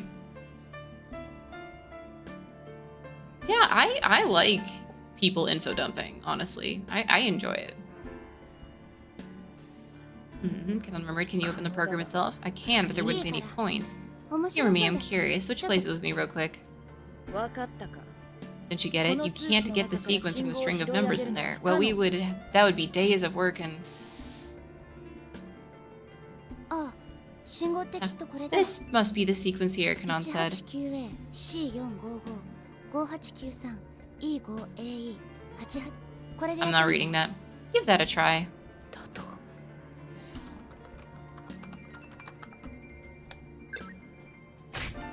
当たった？ That work? If it did, I have to get what's inside. Or I get to have what's inside. Sadaka swallowed wordlessly. She should have been happy. The first stage of her job was finished after all. Still. 共感覚。 Synesthesia, she said. I read about it in the report. Is that how you did that? 資料で読んだ。 I mean, literally, that would be actual magic. That's not synesthesia. That's magic. There are no random traces inside of a text file that she would be able to figure. Like, that it does not work like that. 別に珍しいものじゃない。 It's a different way of understanding things. I can see what colors the numbers and letters are. それで済ませる。 That's your explanation? You just see things differently? You're telling me you intuited the code just by seeing how the numbers looked? Synesthesia. A curious condition found in people all over the world to varying degrees. It was defined as the tendency to experience the stimulation of one sense with additional perceptions in one or more other senses. Human beings have 5 senses: sight, hearing, taste, touch, smell. People who process 2 or more of these individual senses simultaneously are known as synesthetes. Letters could have colors, sounds might have shapes, a word might taste sweet or sour. There were many variations, each a unique way to perceive the word, but she wouldn't perceive them the way someone else had perceived it. That's not how synesthesia works. She would perceive these in different colors and shapes, but based on her own perception and understanding, not something else. Like, she could see patterns, sure, she might be able to see it faster, but like, it's just straight up encrypted. There's not really a pattern. The condition was not generally an impairment. A letter's color could have real meaning. There was a reason that each sound had its own particular shape. Synesthetes picked up on this additional sensory information not intellectually but intuitively. It went beyond vision and hearing simply working as a combined sense. It created a new form of perception in its own right. The senses themselves didn't literally fuse into one, of course. For a synesthete, the 5 senses could complement each other reciprocally. For instance, visual information might also be processed as sound and then combined with direct auditory input. Visual cues that were also seen through the other senses could radically increase the seer's ability to comprehend what they were perceiving. A typical image on a page serves as a good example. Yeah. Only 5 senses. Yeah, no, we have more than that, but still, it's like, that's a very reductive way of thinking about it. Yeah, we only use 10% of your brain. Yeah, the same way that, like, you're only in, like, 1% of your room at one point in time. We only, like, technically, you're only using, like, 1/100th of the space in your apartment. Like, you're just in one tiny little space. Like, look at all that empty space you're not using because you're not actively in that space right now. People don't need bigger apartments. People don't need bigger rooms. You just need exactly enough space so that your body can physically fit into it. Like, you just need coffins, basically. Imagine if you could use all of your apartment at the same time. It's just like the same people be like, imagine if you could use 100% of your brain at the same time. Imagine if you could use 100% of your apartment at the same time. Imagine if you would just, again, it would just be like, what would you be? Massive, technically doing everything simultaneously? Or would your apartment be tiny? Like, none of it doesn't make any sense. Right? I need to cook. I have biological needs. I have also, like, I like to lie down sometimes. I like to sit. I have computer. Like, I need space. I like space. The ordinary person perceives such an image solely through the sense of sight, a single input, a single level of perception. A synesthete, however, might perceive the same image with one or more additional senses as well. Information obtained this way is analyzed by the brain, the secondary perceptions complementing and deepening the information provided by the primary sense. The human brain, however, cannot fully grasp such perceptions on a logical level. In the end, the beneficiary of such experience simply know what has been perceived without knowing the reasons why. It is akin to the experience of a newborn child. The child has not yet learned language, and so it struggles to grasp its mother's intent when she speaks. An entity without intellect exerts all of its physical self to learn its surroundings. The nascent brain has not yet separated in a language cortex and visual cortex in an infant. Both function as the same thing. Once those features two become separate, knowledge as we know it first comes into play. The organization of knowledge in different regions of the cerebral cortex efficiently reduces certain burdens on the brain, but at the cost of reducing sensory acuity. Seeing the big picture, understanding the details simply by feeling, not following through an ordered thought process, but arriving at its conclusion in a single step, such possibilities might include picking out the meaning of a sequence of digits that appears meaningless at first glance. For one who did not know intellectually what part of a tree was the leaves and what was the trunk, it would still be possible to tell them apart based on their different colors, their different shapes. The simplification of things, the condensation of stories, instinctually understanding solutions without having to follow some process of derivation. This was how a synesthete like Kanan perceived the world. それを表現する言葉を持たなくても違う表現 Of not having sound and wondering what prompted the enjoy. So even if you don't know what some code or message is trying to express, the colors or shapes will let you interpret it anyway. Yeah, it's kind of like how you look at a whole sentence, you can sort of tell what parts are important and what part aren't. If the text as a whole contains some story, if the programmer's intent was in there in the cipher, she could pick up on it in those colors and flavors, feel the touch of that meaning on her skin. Because of her very nature, Kanan could look at a sequence of unknown information and immediately sense which parts were important. She had learned to accept that she could not understand the why behind it. I've only been able to do this since about 2 years ago, though. Before that, I could only feel things in my skin. But now I can do the same with sounds and smells, which lets me see better than before. Well, they say synesthesia is something you're born with, so did some kind of accident or treatment make yours stronger? You know, such as... Her faculties hadn't improved through random happenstance. Perhaps when she was on the brink of death, some of her bodily functions had broken in order to keep her alive, and had somehow changed while she recovered. They say creatures with unusual tactile acuity pick up information on their surroundings through waves. Are your perceptions something like that? Sort of, maybe. I'm not really sure. But I can see my surroundings almost as if they're made of waves when I want to. 今 So 私が then, 何を can し you てい tell る what か I'm わか doing る now, Sadakaz? Yeah, I can see the scent of you shrugging your shoulders. I can see the scent, Sadaka thought. So that's what's using your whole body to perceive things like this. That's not... Okay, nope, let's just... Nope, Kanan is just super magic. Kanan is just magic. In this universe, synesthesia is magic. This girl had eyes pointing in every direction. She was a veritable sensory prodigy. She had no blind spots. Her ears and nose, her tactile sensations saw on every side at once. She's built different. That's quite a gift you have, Sadaka said. Like a sixth sense the rest of us lost somewhere along the way in exchange for intellect. Maybe it wasn't so remarkable after all. It was something all human creatures had once possessed, an early gift taken away from them by the serpent of primal knowledge. Progress, not regression, had cost mankind this capability. Sometimes, true evolution necessitated the loss of some superior power in order for a species to thrive. Humans had grown more complex through language, culture, and thought, the only creatures on Earth to distance themselves from their animal nature. And what was it they had lost? The trick of knowing only answers at a look? To receive an answer without thinking, that was nothing more than the abandonment of thought. You're a primitive, basically, Sadaka smirked inwardly at the thought. This girl was such a simple creature. No wonder Siam's edge had dulled from having to deal with this. Sadaka status? The sudden sound of the radio snapped her back to attention. They had under 5 minutes left to go. No problems, things went a little bit awry, but the young lady here managed to resolve it. Roger that, try to hurry. The guards have started harassing passengers here.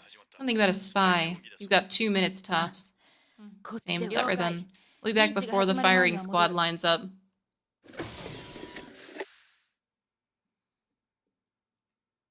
She stared at the briefcase-like container in the open compartment. It really is portable then. I've already confirmed the contents via the terminal. I know it's unwieldy, but would you mind carrying that case, young lady? Whatever you do, do not open it, no matter what. One misstep and every living thing around for miles dies. What?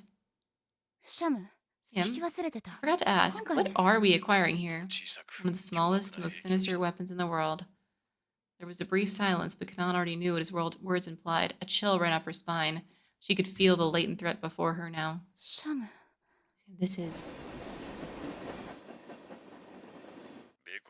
a virus. Designated a risk group 4 by the American CDC, their highest risk rating.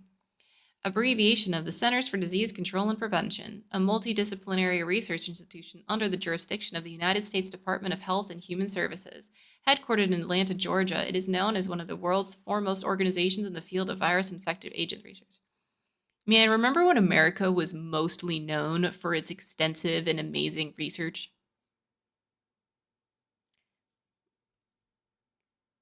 I can't say that I do at this point, but it sure does seem obvious by so much of the media that it used to be. Secret experiments were carried out to disseminate and infect people with it in order to demonstrate its lethality, and then its genetic code was tweaked to increase its efficacy as a bioweapon. They call it the UA Proto. That was it. That was the name of that fragment of hell that had brought ruin to her life 2 years earlier. Have you seen the stock market, though? My God, GDP. Listen, we could have research, we could have science, we could have lives being improved at a rapid pace. But what about number go up? Hear me out, though. And these numbers don't just go up. They go up because people think they're going to go up. That's what makes the stock market go up. Feel me? You feel me? Number go up because number go up forever? Number go up forever, ever. Number go up a lot. Hey, listen, we all like number go up. Wah. Which is funny because ua also is like, no, it's ua is like up. It's just very funny. A microscopic demon released by mankind. It was the year 2000. A retrovirus awoke in the Drakensberg region of South Africa. A type of virus that reads genetic data and uses reverse transcriptase in order to copy its own RNA. Put more simply, it uses the cells of other organisms to make copies of itself.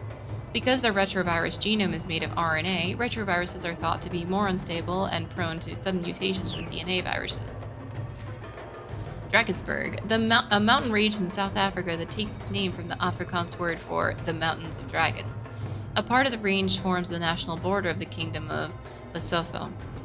The highest peak at 3,842 meters is Thabana Tlanyaya. I cannot say it, as I don't know, which means a beautiful little mountain in the Sesotho language. Deforestation carried out in the name of advancing national development unleashed a pathogen upon the land, rapidly infecting a local village. Afrikaans is also like a Germanic language. So Afrikaans is based off of Dutch, as it came from the Dutch settlers into South Africa. And as it spread into that, it morphed into Afrikaans. Yes. See, it makes sense now. I know, right? Like, what's a Germanic language doing in Africa? And now you know it's colonialism.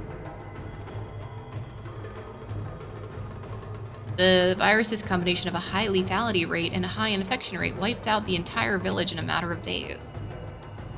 So the one manga I read a long time ago essentially used light patterns to impart a visual Ooh. That sounds really cool. I'd love to hear what the name of that is, because that sounds like an absolutely fascinating manga. If you remember it or can find it. The South African government carried out the radical sterilization procedures, burning down the forest in a several-kilometer radius. Luckily, the virus was still vulnerable, and the sterilization effort proved successful. Until 3 years later, when agents from another nation collected samples of the virus from the same woodlands and began to research on military applications. They improved the virus and successfully created a weaponized prototype. A demon awoke. They chose a village already engulfed in the flames of war as a test site. Under cover of the conflict in Iraq, the weapon makers carried out their experiment. The virus is unleashed and the village vanished. The lethality rate was over 90%. The infection rate and survivability of the pathogen both exceptionally high. This was the tiny demon, invisible to the naked eye, that had taken everything from the young girl called Kanan. After that, there were rumors of further development. The improved form of the virus was given the name Ua, and the last of the prototype that had destroyed the nameless Middle Eastern village was frozen. Yes, frozen. Not disposed of, not eradicated. The weapon was difficult to use, but those who possessed it still felt there was value even in the inferior prototype. Furthermore, it represented a great deal of research money. Number go up, which meant, whoever it might be, should a buyer emerge, they would sell. Kanan had no words. Why was this thing here now? She felt nothing. No grief, rage, or despair. She simply thought calmly. Someone is still alive who is willing to use this weapon. That includes the soldiers who are here to protect it. Hey, young lady. I know, right now we need to get this case to Siam. She spoke. She moved mechanically, removing the case from its compartment. Sci-fi horror sounds very interesting, though. I like that kind of stuff, so I'm down. Especially, like, I like horror manga. I like horror that, like, horror movies, I try to avoid the nightmares, but I can enjoy a good horror manga because it's less scary than a movie, and it's less scary than a book because my imagination is powerful. Hyperphantasia is more of a curse than a blessing.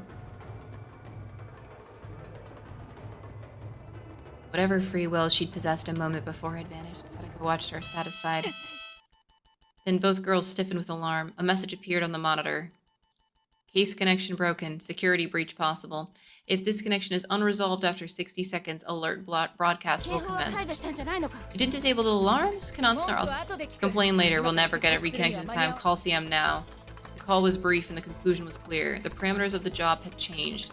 The fight was unavoidable. They would need to strike first. CM, just listen. I'll neutralize the guards in the rear car. While I do, keep pressure on the ones up front. Once I've secured the rear, I'll give you the signal to fall back.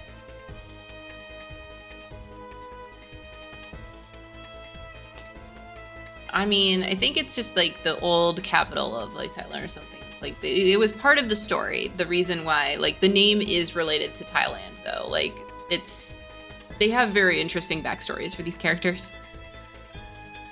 For the time being, Kanan and Sadako were trapped. There were 7 hostiles ahead of them and 7 more behind. All the girls could do now was set up the freight car to buy themselves some time. And yet, I think this calls for a more aggressive solution. Cannot wait. She cut the connection. Her eyes gleamed with menace. This was no time for hesitation, this was time for battle. You? Alone? Are you out of your mind? Having confidence in your skills is one thing, but be realistic. There are 7 soldiers out there. I know that, but these guys aren't as good as Siam. None was all action. There was no room for emotion. She'd analyzed her problem and now she was going to solve it. Yes. Yeah, it was actually, yeah, it was, listen, I've been playing this for a hot minute and I get bits and pieces. It's totally understandable you missed it, but yes, it was part of it, so. Good on you for knowing that connection, because I did not. Can't have you dying on me, Seneca said. You're a very valuable asset to this organization, and never mind. It was clear the conversation wasn't going to be a thing right now. The gleam in Kanana's eyes was that of a beast on the hunt. Give me the case, I'll get it to Siam. I'm used to working with him. If we can catch the guards in a pincer attack, we can end this quickly. Kanan paused. Near as she could see, Seneca's words didn't have the color of a lie. She was a code breaker, forced by the situation to fight. Alright, try not to drop it, and just be careful not to get in Siam's way. Same goes for you. Don't try to prove anything out there. If things get dicey, get out.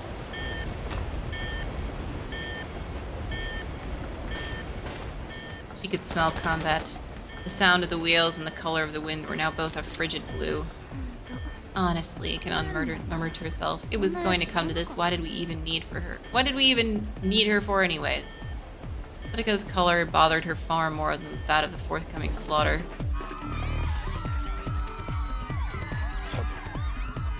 Alright then, Siam murmured. The car devolved into chaos. Guards barked out orders, forbidding anyone to leave their seats. They brandished their guns as they interrogated one traveler after another. The passengers were quaking with fear. While the train was passing through a country, the local government held police authority on board. The soldiers bullying the passengers were Jordanian, Siam could tell, having come aboard during the freight car rearrangement. He counted them among the 14 hostiles. It was only a matter of time before they realized that Kanan and Sadaka were no longer in their seats. It's time to get started. Siam let out a sigh of resignation. Hey, you, back in your seat. Now things were getting interesting. Siam walked wordlessly towards the front of the train. It was clear that wherever he went, death would follow. The other passengers scrambled towards the back of the car. No chance for another surprise attack this time. These soldiers were already ready for combat. They'd pull the trigger as soon as they had a target. It's 1 against 6 now. If he played by the book, Siam wouldn't stand a chance. Rule 1 was always shoot from cover. It was the first lesson he taught his students. The thing was, rules were made to be broken. So much for playing it by the book. Fastening the top button on his custom bulletproof coat, he strode forward. I am a wall, walls feel no pain.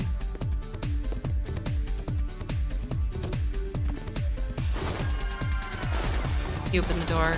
Bullets ricocheted all around. He cased his enemies, assessed their firepower. He might get injured, but he was confident he wouldn't go down. Right now, there were only 2 guards in the dining car ahead. Time to improvise. Barging in on dinner like this, where are my manners? His innards were hurting, his bones creaked, but he fought to keep his aim steady. He had some internal bleeding, but nothing couldn't power through. Sorry, never was housebroken. He took another step forward. Reckless, maybe, but if he didn't deal with these before reinforcements came, well, no point worrying about that now. Not when there were people left to kill. And just like that, he was down to 3. The worst was yet to come. His body would bear the brunt of it. Still, Siam was unafraid. He was dead from the beginning, a walking corpse. He traded his courage, his passion, for an emptiness without fear. Yet Deagle's gonna deagle. Nan's heart beat in time with the blaring alarm. Her mind was clear. With mechanical coolness, she considered orders and the time she had available to carry them out. She inferred the positions of her 7 targets, assessed the potential for a strategy that could overcome the 7-to-1 odds and picked her moment. She did this by instinct. Kanan didn't need to think. She let the hard soles of her shoes slap down on the roof train car as she ran. That should get their attention. Up top.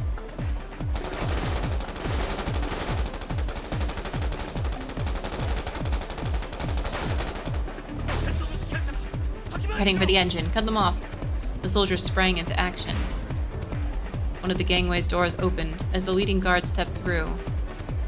A red-clad figure flashed into view on the roof of the adjacent car, her hair streaming in the wind as the train raced along at 80 kilometers an hour.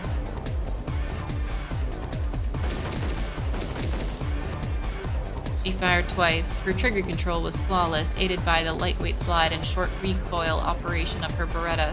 One instant, 2 targets right between the eyes. Trigger control is a shooter's ability to precisely manipulate a firearm's trigger. Although ostensibly a simple movement, it takes a considerable skill to break a shot cleanly and quickly reset for a follow-up shot. Good technique is essential for shooting accurately at speed. Short recoil operation, a type of operating system used in most auto-loading pistols, as well as some machine guns. The mechanism uses recoil generated by the weapon's firing to quickly load the next round into position. It should have been 3. The strike should have worked. But she only got 2. Failed. She missed her shot at improving her odds to 4-1. Maybe instead of blaming herself, she owed her enemy some respect. They moved well. At this rate, failure was just a matter of time. She didn't have the firepower to go up against 5 well-armed opponents head-on. At the moment, they were on equal footing, both sides cowering under cover. She'd never been able to pick them off one by one. Sooner or later, the soldiers would realize that they could lay down enough suppressive fire to force her to stay down while some rushed her position. If she tried to rush them instead, the instant she emerged from behind her seat, she'd fall victim to a hail of bullets. Downside. For the moment, it was a stalemate. She couldn't see the enemy, and they couldn't see her. Then she heard one of the soldiers. "No capture necessary, just eliminate. Cover me." The guards were using hand signals, but Kanan could perceive them as sounds. There. The vibration of the guards' movements, the sound of breathing, the scent of gunpowder. It was enough. They weren't on equal footing anymore. Her 5 heightened senses melded into a single potent awareness. The enemy was on her turf now. The angle of the floor and walls, the strength and positioning of the wooden seats, the humidity of the air, subtle cues of friction and impact, there was nothing she could not detect. Her synesthetic perception precisely mapped the interior of the car inside her mind, showing her everything she might need to know. There was no vague impression or rough calculation, an innate grasp of the exact spatial relationships of everything on this limited battlefield. Now all she had to do was wait for the approaching enemy soldier to reveal the last bit of information she needed. Man down. How the hell did she shoot him from there? She could feel the guard's confusion. Her snapshot shouldn't have landed, yet it had caught the advancing soldier right between the eyes. The survivors were breathing raggedly now, even their lungs betraying their alarm. The unexpected counterattack brought bewilderment, then a rush of fear. Still, Kanan knew that if she simply tried to brute force approach and charge the enemy position, she'd only provoke them into bringing their full firepower to bear. That would limit her options. She needed to modify the parameters of the fight first. Kanan was outgunned. She wasn't going to be able to change that. She might be able to drop one or more of them with a quick shot, but then she'd only wind up getting overrun. She had one option left. She could abandon cover, go for broke. She needed to drop 4 targets in the span of a single breath, or she'd be done for. Ha! Had that raspy laugh been hers or the enemy's? The guard's leader took aim at Kanan's forehead, his finger on the trigger. She picked up the Denban's gun, not for ammo, to carry out the plan she'd envisioned. She knew she needed something more than her Beretta. "What are you doing? Shoot her!" The leader of the guards cried out. The subsequent barrage was too uncontrolled to be called suppressing fire. Suppressing fire, gunfire intended to prevent the enemy from moving. Frequently used when the opponent is behind cover, can be an effective means of gaining a tactical advantage by forcing a foe to remain in a given position. The 4 men fired wildly, trying in vain to follow Kanan's nigh inhuman movements. Kanan sped away. She could read the ripples of the air, could even predict the movements of the soldiers' muscles, the angle of their gun barrels, the trajectories of their shots. She knew she couldn't hope to dodge every bullet. So before the storm could strike, she dove out the door of the car.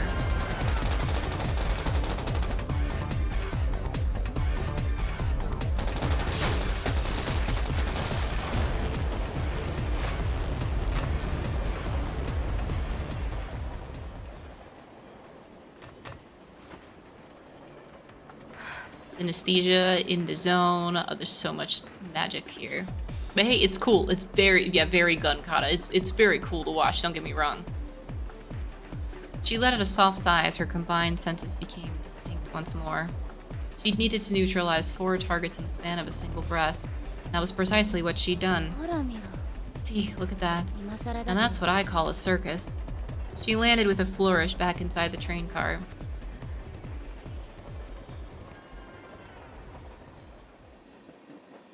She'd cleared out all the soldiers stationed in the forward compartment.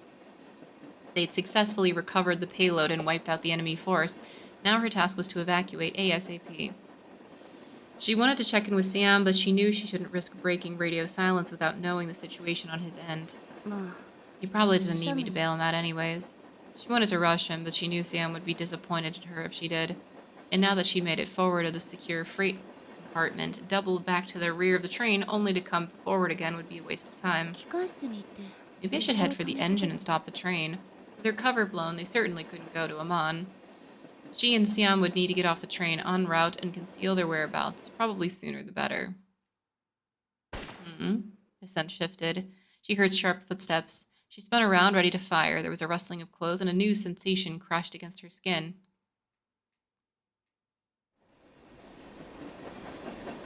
Sadaka's arrival had helped put an end to the gunfight in the rear troop compartment. She caught 2 of the guards in a pincer attack, and before the last enemy had a chance to regroup, Siam had managed to gun him down. Reckless as ever, Siam. You know at your age, you really need to stop letting yourself get shot. Sadaka strolled over him. Only after confirming all the guards had been neutralized did Siam finally let his mindset shift from combat readiness to simple high alert. He did as much as was necessary, he said. I knew you'd show up, wanted to give them an obvious target so they'd leave their rear exposed. The tension between them eased. It had been years since they'd been alone in the same room together. Still, that strategy isn't like you. Why didn't you fall back to the next car? That's what you should have done. A tactical retreat to keep them disrupted and on the move. Siam considered. Maybe it really hadn't been necessary to make this car into the battleground. If it had accomplished one thing, it was allowing fleeing passengers a chance to make it to safety. Don't tell me you've finally grown a conscience, Sadaka said as if she'd read his mind.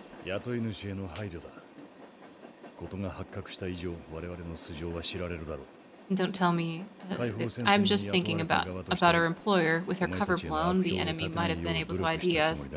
Had to do what I could to make sure you guys wouldn't get a bad reputation with the Liberation Front. If you say so, Sadaka said. So, this was all over. Means this little spat of bloodshed is on the Israelis for trying to get their hands on some weaponized virus? And we're just meting out punishment to the thieves? I suppose that's a good thing if you say so, but it leaves a bad taste in my mouth. How so? Neither of us like wasted effort. And look at all the trouble I've put you through.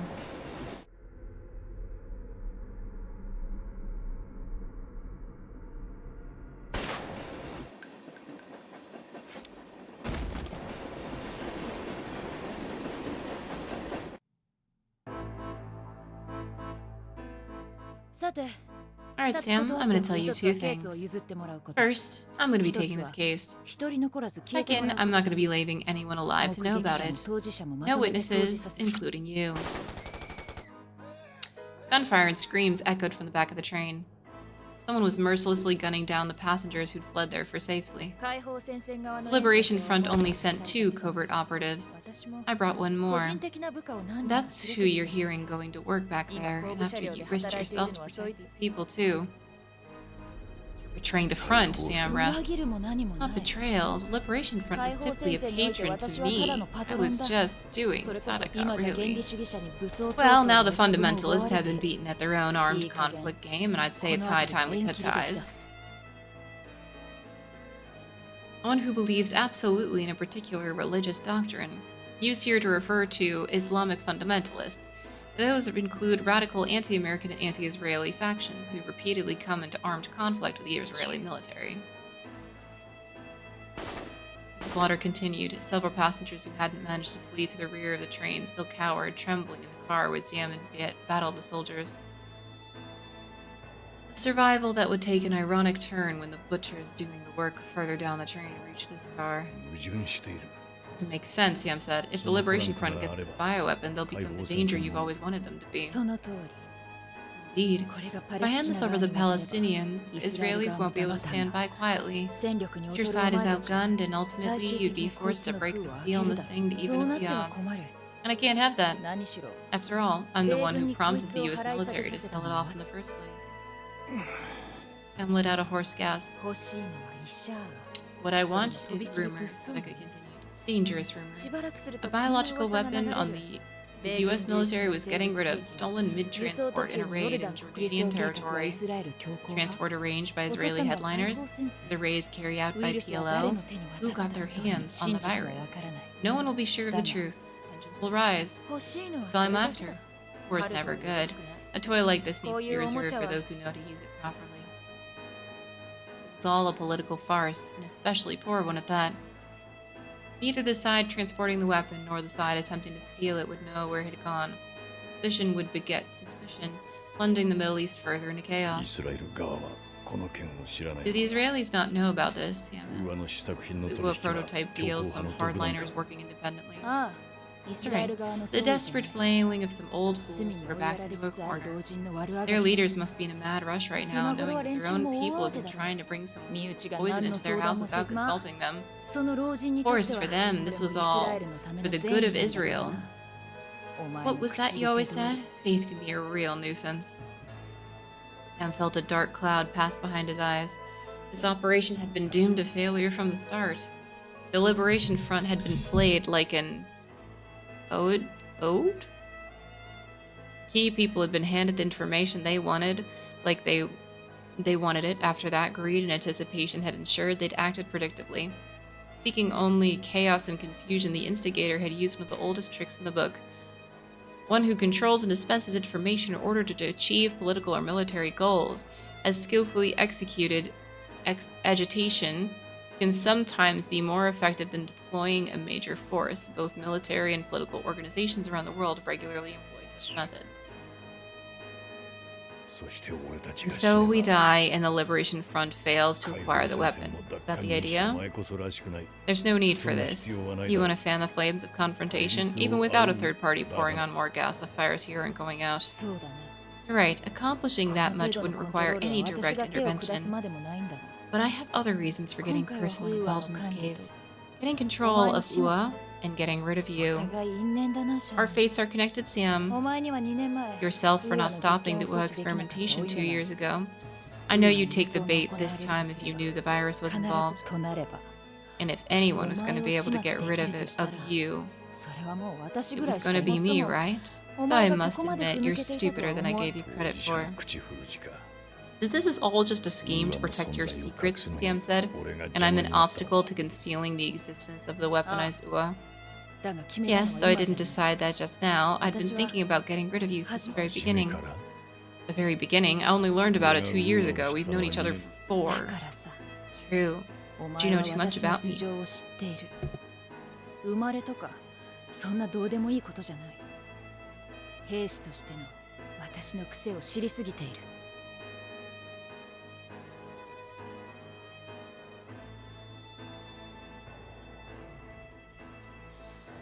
True, but you know too much about me. Not my birthplace. I don't care about that. You know what kind of soldier I am.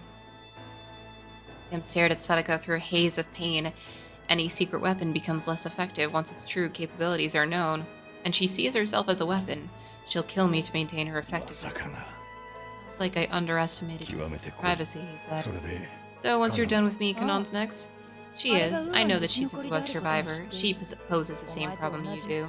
致死率 100% だったウイルス And 兵器の生 she 存者 survived a viral weapon with a 100% どうして lethality 生き rate. 残ったのか Why and how is she still 生存 alive? 者分析は She'll be 貴 able 重 to なデータ provide some valuable data. When she'd first arrived on the train, Sadako said something cryptic about looking into personnel and looking into a flaw with a weapon. Now it was clear that what she'd meant was that she wanted to gather information about a UA survivor and how the weapon had affected her. From the start, this job had been about nothing more than getting the most she could out of UA. ウーアを利用するもの So と you し wanted て to use the virus and you wanted to personally 唯一 examine の the one 生存 person 者 who を survived 直 it. 接 Is 確 that 認 really all there is そ to れ it? 以外に理由はない That's it? サンプルとして生き I'd たま hoped ま to be able to 捉えた bring か her ったが back as a live あれはもう specimen, but 扱い oh や well, すい she's サ a ン little プルとは too 言えないし exceptional. She wouldn't make for a very 憎 convenient しみに sample. 駆られて She's too caught up in hatred, and now she's gonna die in vain. 後部車両の処理 Sataka's 完了しま radio した called to life. こちらの The 処理 rear が済み section 次 is 第 now secured, a masked voice declared. Should we prepare to withdraw once we're done with cleanup? Negative. Hold off on that for now. Our people in the forward section are late for the rendezvous. Contact the helicopter, let them know. The sound of gunfire told of more passengers being cut ヘ down. リだと Helicopter? That's right, this train's gonna be derailed, and I sure don't plan on walking home. The Israelis aren't incompetent, and I plan on getting out of here as fast as I can. She'd been very thorough. In all likelihood, she'd planted explosives further along the track that would have been much simpler than tampering with the train directly. A crash might not completely destroy the train, but it'd be enough to eliminate any remaining passengers. If the engine wasn't stopped before it was derailed, there'd be no hope of saving anyone who remained alive on board. 裏に手を出した者と So anyone at all involved with UA, the people who helped you steal it, even anyone who happened to be on board this train, they're all going to die. Thorough, if a bit excessive. やりと Can you actually pull it ま off? さか Don't tell me you're still counting on your little girl. Sutika sneered. It was a crueler, colder expression than any Siam had seen before. She's of no use to me. I thought she might have some promise at first, but her hatred of the virus made her lose control of herself. It's compromised her abilities. It's disappointing, really. All your efforts 違 wasted. う That's where you're wrong, Siam said. He was dying, but his voice was firm. In the back of his mind, there was a whisper. Sadaka had sent some of her men to the engine compartment. Why hadn't they returned? 何が言いたいシャ What are ン you trying to say, どうという Siam? ことのない Nothing special, just 偽 the 名の obvious. 話だ People who know fear don't act out of hatred. Kanan, she's not like Why, you or me. The chill between them became acute. She lifted up the gun, taking aim at Siam's forehead. Her expression said it all. This man had fallen from grace, and her disappointment had turned deadly. 断っておくが Let me just make one thing clear. 私はお前を同胞と I'm は not 思っ like てい you, る そ she れが said. 正しい You're right. Because you know what you are? For one fleeting moment, their old connection was renewed. Yeah, no armor. He can't get shot in the head. That kills people. For one fleeting moment, their old connection, he spoke. She listened, saying nothing, as she often done so long ago. 気が変わった I've changed my mind, Yahari. Sadaka said. I think I am going to finish you off. なぜ初めから Why 頭 did you just shoot me in を the ジ head to ンク begin ス with? だよ Because of the jinx. 今までお前は You've 何 been 度も shot 不 so 思 many 議とただ times, の yet by 一度も some miracle, you've 頭 never に当た taken っ a たこ bullet と into は the なかった head. Her voice was hollow, as if she'd already put this all to an end. 不思議 She で raised も her 何で gun. もない It's not a miracle, he 頭 said. を撃た Not れな getting か shot っ in た the か head ら is こ just うして生き why てい I'm る still alive. You and I Oh, were no. just both ordinary soldiers. 知ってる I know that, けど Sadaka まあ replied. It's just, well, 私にとっ just て this そう image いう I 意 have 味 of you, that's all.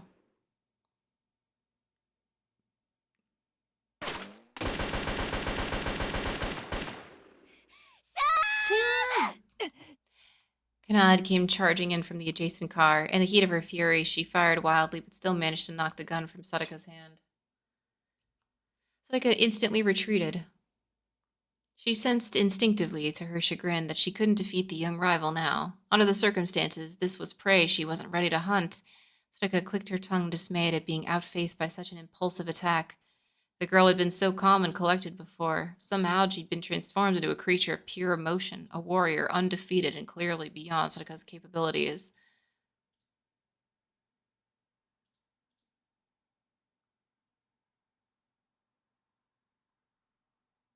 The scent shifted.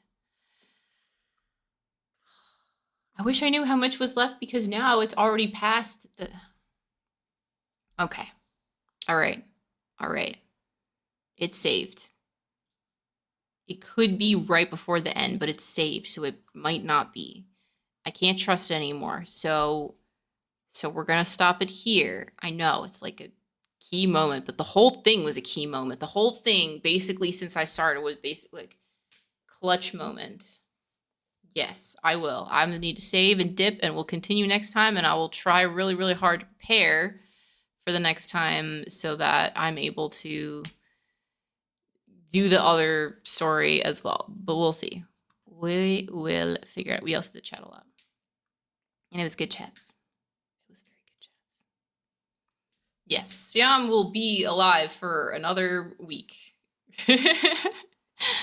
All right, everyone. Thanks so much for hanging out with me today. It was a good time with some really interesting chats. And we'll see what happens next week to Kanan. Have a great rest of your week.